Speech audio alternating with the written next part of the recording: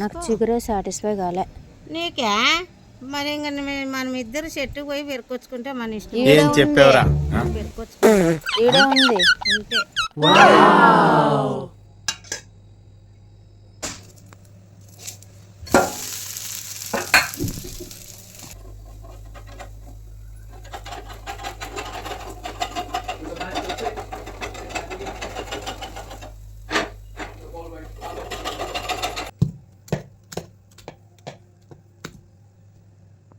Hello everyone, good morning. అందరూ ఎలాగున్నారండి?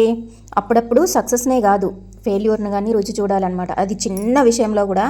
మీరేమంటారు? Welcome back to our channel ఈ స్మార్ట్ భారతి శివ వ్లాగ్స్. అందరూ ఎట్లున్నారండి? వ్లాగ్స్ కంటిన్యూగా పెడుతున్నాను, వాచ్ చేయండి. మీ సపోర్ట్ని నాకు లైక్స్ ద్వారా, కామెంట్స్ ద్వారా తెలపండి, ఓకేనా? వీడియోకి మాత్రం కంపల్సరీ లైక్ చేయండి, కమెంట్ చేయండి మీ ఒపీనియన్ని. ఎంత బాగా ఫర్మెంట్ అవుతుందంటే మన మామూలుగా రైస్ కన్నా కూడా 10 ఎక్కువగానే ఫర్మెంట్ అవుతుంది ఈ మిల్లెట్స్ అనమాట. మనం జొన్న కానీ, రాగి కానీ, సద్ద కానీ ఏవైనా కూడా మిల్లెట్స్ అయితే మాత్రం తొందరగా ఫర్మెంట్ అవుతాయి, బాగా తొందరగా పులిసిపోతాయి అనమాట. అవి ఆ రోజుకే మనము ఒక వారం ఫ్రిడ్జ్లో పెట్టుకుంటాం కదా. ఒక్కొక్కరు నేనైతే అలా పెట్టాను, అంటే ఎక్కువ క్వాంటిటీ నానబోసి ఫ్రిడ్జ్లో అట్టు పెట్టుకుంటారనమాట కొంతమంది. అలాగా పెట్టుకుంటే ఇవి పని చేయవన్నమాట. ఇవి మిల్లెట్స్ మాత్రము ఏ రోజుకి ఆ రోజు అయితేనే మళ్ళీ ఈవినింగ్ కంటే కానీ పులిసిపోతుంది అనమాట. పిండి బాగా వచ్చేదనమాట. ఎందుకో ఫస్ట్ సెకండ్వి అలాగే తల తింటాయి అనమాట. అందుకనే నేను అది కూడా పెట్టేసినాను అనమాట. మీకు ఎలాగనిపించింది అంటే, ఫస్ట్ వేసినవి ఎవరికైనా కూడా రావు. అది మంచిగా అన్ని క్వాంటిటీస్ సరిగ్గా ఉండి మీడియంలోన అది పెనం హీట్ అయ్యి అన్నీ ఈక్వల్గా ఉంటేనే తప్ప మనం ఫస్ట్ వేయంగానే రాదు. ఎందుకంటే అంతకుముందు వాడినప్పుడు సోప్ పెట్టి తిక్కేస్తాము. అవి సో మెనీ కాసెస్ అనమాట. ఏ విషయం ఉన్నా కూడా తొందరగా దోశ మాత్రం ఫస్ట్ది అలాగా వచ్చేయదు. మళ్ళీ నేను ఆనియన్కి గుచ్చి ఆయిల్ అప్లై చేసినాను అనమాట. ఆనియన్ దాంతో అప్పుడు వచ్చింది.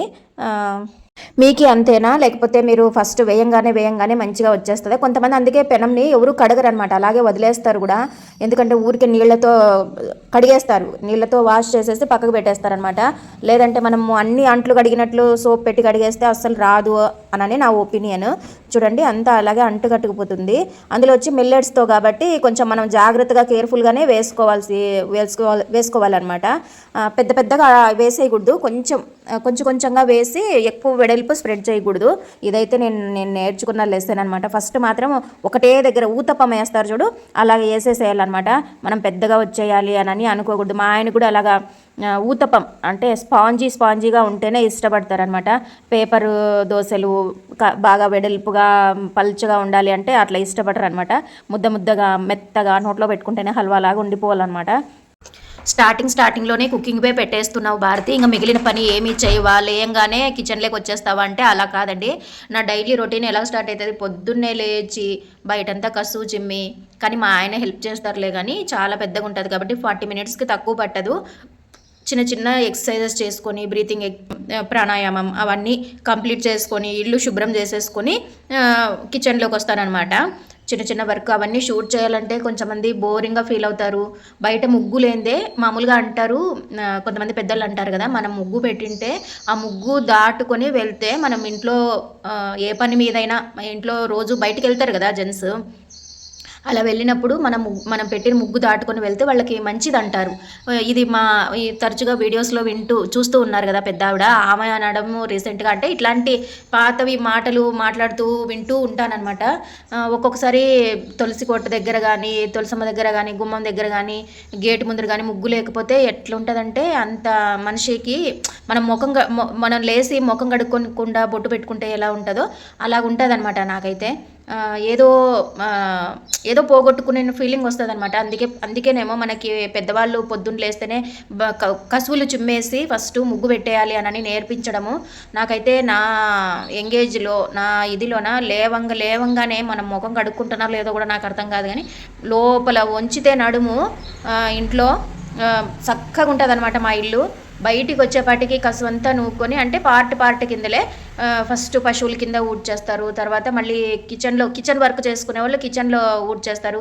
ఏమంటే ఇంక మా అమ్మకి అన్ని హెల్ప్ నేనే కాబట్టి ఫస్ట్ లోపల కిచెన్ దగ్గర పక్క పల్లెటూరులో అయితే పొయ్యి దగ్గర ఊడ్చుకుంటారండి. పొయ్యి దగ్గర ఊడ్చుకొని పొయ్యిలో వచ్చిన బూడిదను కూడా ఎప్పుడంటే అప్పుడు ఎత్తారనమాట. ఇవన్నీ పాత చింతకాయ మాటలు, పాత చింతకాయ పద్ధతులు ఇవన్నీ ఎవరు పాటిస్తారు భారతి అని అనుకుంటున్నారా? ఓల్డ్ ఈజ్ గోల్డ్ అండి. ఏ దానికైనా ఒక పద్ధతి ఉంటుంది. ఒక్కొక్క పెద్ద మనిషి దగ్గర ఒక డైరీ ఉన్నట్టు ఒక మనకి తెలియని ఒక నాలెడ్జ్ ఉంటుందన్నమాట. ఏమంటే కొట్టి పడేస్తాము, వాళ్ళకి చెవులిని పడకపోనో, లేకపోతే లేవడానికి చేత కాకపోవడమో, లేకపోతే ఏదో అవయవాలు పని చేయకపోయి ఏజ్ మీద పడితేనే చాలు మనం వాళ్ళని కేర్ చేయమన్నమాట. అంటే వాళ్ళ మాటకి విలువ ఉండకోకున్నట్లు పోతుంది. మామూలుగా సమాజం మీద చెప్తున్నాను. కానీ ఒక్కొక్కరిది నాలెడ్జ్ ఒక్కొక్క ముసలోళ్ళు అందరికీ అలాగే ఉంటుందంటే నేను అలాగే ఉంటుందని అన్ను. ఒక్కొక్కరు వాళ్ళ అనుభవాలు ప్లస్ వాళ్ళు చూసిన కాలం కానీ వాళ్ళు ఒక్కొక్క మాట వాళ్ళది ఒక డైమండ్ లాగా నాకు అలాగ అనిపిస్తుంది. నేను అలాగ ఫీల్ అవుతానన్నమాట.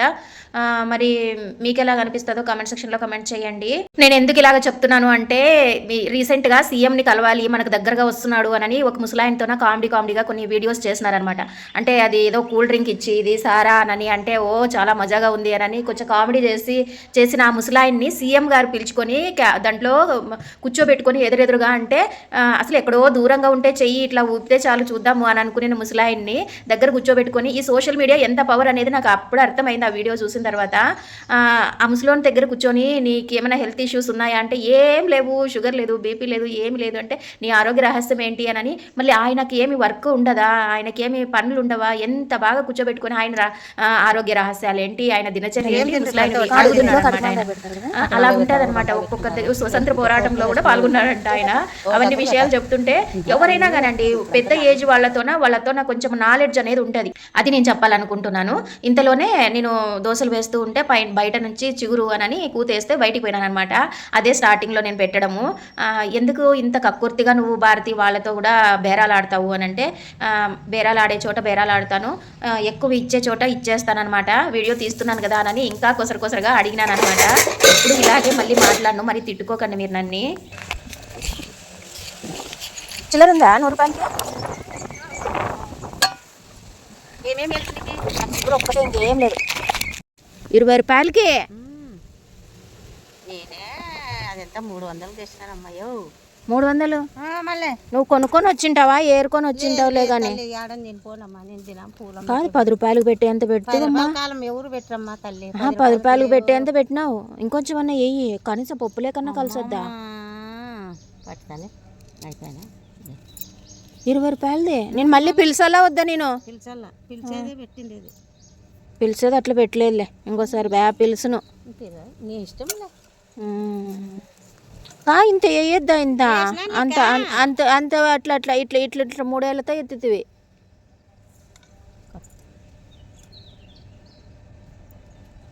అది పప్పులేక ఒక గ్లాస్ పప్పులే కన్నా కలిసొద్దా? గలాస్ పప్పు వేసి అది చిగురు పెడతావా? గలాస్ నేను వచ్చి చిల్లరే లేదు, ఆడవాళ్ళు ఇచ్చేది చిల్లర. పూలు వద్దా? వద్దులే, బాగున్నాయి పూలేమో కానీ. ఇదండి నా వీడియో. మీకు ఎలా కనిపించిందో కామెంట్ సెక్షన్లో కమెంట్ చేయడం అస్సలు మర్చిపోకండి. కొత్త వాళ్ళు చూస్తుంటే ప్లీజ్ ఛానల్ని సబ్స్క్రైబ్ చేసుకోండి. వేరే వాళ్ళకి, మీ ఫ్రెండ్స్కి, రిలేటివ్స్కి షేర్ చేయండి మీకు నచ్చిన వాళ్ళకి. ఓకేనా? ఇంత చిగురు కొసరి ఎందుకు అడిగినాను అని అంటే మా మానస దగ్గరికి, మా చిన్ని దగ్గరికి వెళ్తున్నామా, అక్కడ పిల్లలు ఆంటీ అని వస్తారు. ఆ చప్పటి అన్నం తిని బేజారు వస్తుంది. నేను బాగా కారము దాంట్లోకి వేసేటివన్నీ, చిగురు పప్పులోకి వేసేటివన్నీ వేసి స్పైసీగా చేసి తీసుకొని పోతానన్నమాట.